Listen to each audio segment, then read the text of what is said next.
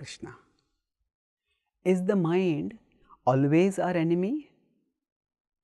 No. The mind is not intrinsically our enemy, it is circumstantially our enemy. The mind acts as our enemy when it makes us do things which are against our best interests. Say a person is trying to save money and then suddenly they get an impulse to spend exorbitantly, spend excessively, and thus their mind acts against them. But why does the mind act as an enemy? That's because they themselves may have been shopaholics before, or they may have themselves been splurging, or at least exposed themselves to environments where people splurge repeatedly. So, based on the circumstances that the mind is exposed to, it forms impressions on itself, and the impressions in the mind become its propositions, and the deeper the impression, the more forceful its proposition.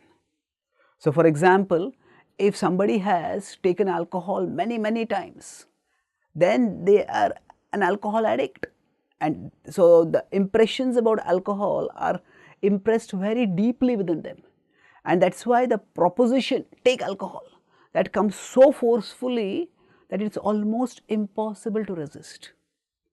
But all the impressions in the mind need not be bad, and even good impressions can be put in the mind.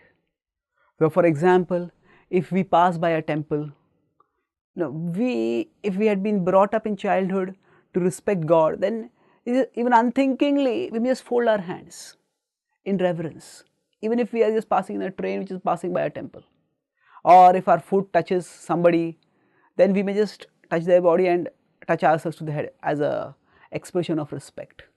Or if we meet some respectable person, then even without thinking we may just offer some respects or stand up or whatever.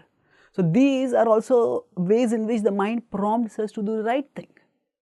So, the mind, based on the impressions that are in it, makes us act in particular ways. So, presently for most of us, because we have lived in a materialistic culture, and because we have in our past lives lived for gratifying our senses, so both from the previous lives and this life, the impressions in the mind are materialistic, and that is why it is acting as our enemy. But even now, sometimes the mind acts as our friend when it prompts us to do good, and if we expose it to more and more good impressions, then more and more the mind will become our friend. Thank you. Hare Krishna.